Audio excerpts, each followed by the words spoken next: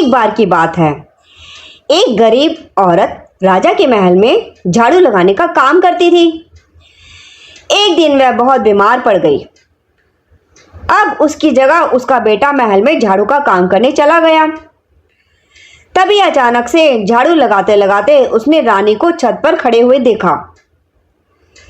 रानी को देखते ही देखता रह गया।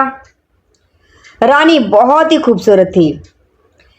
जैसे तैसे काम पूरा करके अपने घर लौटा और अपनी माँ को बोला, मुझे रानी से विवाह करना है। ये सुनते ही माँ तो हक्की बक्की रह गई, लेकिन उसका लड़का था कि जिद पकड़कर ही बैठ गया। बोला कि अगर रानी से विवाह नहीं हुआ तो वह मर जाएगा। यह सुनते ही बूढ़ी औरत बोली, तुम सोच भी कैसे सकते हो? कहा रानी और कहा हम उनके नौकर, ये तो कभी नहीं हो सकता। लेकिन माँ के बहुत समझाने पर लड़का बोला, ठीक है, विवाह ना सही, कम से कम मैं एक बार रानी से मिलना चाहता हूँ और बात करना चाहता हूँ। बूढ़ी औरत अगले दिन काम पर गई तो मौका देखकर रानी को सारा मामला कह सुनाया। अब रानी समझदार थी और बूढ़ी औरत का मान भी करती थी, क्योंकि बूढ़ी औरत बहुत ही विनम्रता से हाथ जोड़कर रानी से विनती कर रही थी। इसलिए रानी को उस पर तरस आ गया। एक बार मेरे लड़के से मिल लो, ऐसी बार बार विनती करने पर रानी ने सोचने पर मजबूर हो गई।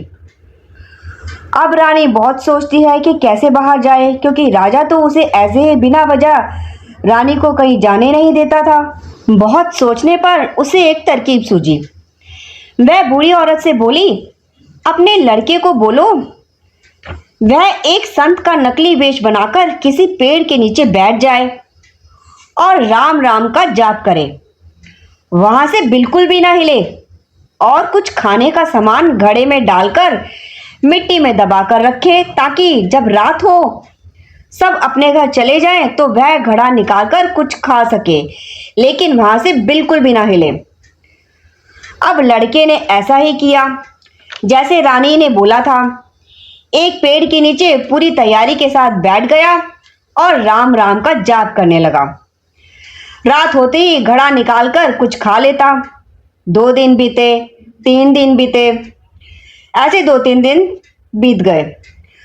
अब राजा के कानों में बात पड़ी। राजा के सैनिकों ने राजा को बताया कि एक बहुत ही पहुंचे हुए संत आए हैं, जो ना उठते हैं ना कुछ खाते हैं, बस राम राम का जाप कर रहे हैं। यह सुनकर राजा ने सोचा, ऐसे महापुरुष के तो दर्शन करने चाहिए। अब राजा हीरे जवाहरात के थाल लेकर उनसे मिलने पहुंचे। राजा ने उन्हें बहुत से उपहार उनके सामने रख दिए, पर वह लड़का था कि आंख बंद करके बस राम राम जपता जा रहा था। उसे कुछ होश नहीं था कि कौन आया कौन क्या लाया। राजा बहुत हैरान हुए कि ऐसे संत तो उन्होंने कभी देखे ही नहीं थे, और अपना सिर उनके पैरों में झुका दिया।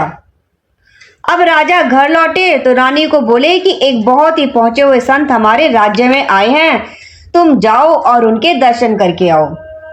रानी मुस्कुराई, क्योंकि सारा खेल तो उसी का किया धरा था।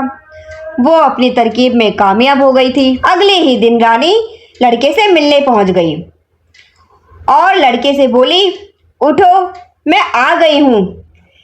लेकिन लड़का तो राम राम का जाप ही करता जा रहा था। रानी फिर थोड़ा जोर से बोली, उठो अब ढोंग बंद करो, मैं आ गई हूं। लेकिन लड़का तो राम राम राम के नाम में जैसे खो ही गया था। अब रानी को लड़के पर गुस्सा आ गया कि इसने मुझसे मिलने के लिए इतना नाटक किया है, अब मैं मिलने आई हूं तो आंख नहीं खोल रहा। रानी ने झटके से उसे उठाया। लड़के ने एकदम से आंख खोली, रानी को कुछ देर देखा और उसके पैरों में गिर गया। रानी के पैरों में गिरकर जोर जोर से रोने लगा और बोला, रानी माँ मुझे माफ कर दो, मुझसे बहुत बड़ी गलती हो गई जो मैंने आपको गलत नजरों से देखा। आप तो मेरी गुरु हो, क्योंकि आपने मुझे ये जो राम नाम जपने के लिए बोला है ना, इस नाम के जाप से मेरी बुद्धि ठीक हो गई है। ये सुनते ही पहले तो रानी बड़ी हैरान हुई, पर फिर रानी को भी राम नाम की ताकत पर भरोसा और पक्का हो गया। दोस्तों, ये थी राम नाम की ताकत। इस कहानी से हमने सीखा कि राम का नाम अगर कोई दिखावे के लिए भी जपता है, तब भी उसका उद्धार होकर ही रहता है। और जो सच में जपता होगा, ईश्वर उस पर कितना खुश होता होगा, अंदाजा भी नहीं लगा सकते हम। आपको कहानी कैसी लगी? कमेंट करके बताएं और स्टोरी टेलिंग हब को फॉलो करें, लाइक करें। हम इसी तरह मोटिवेटेड स्टोरी आपके लिए लाते रहेंगे।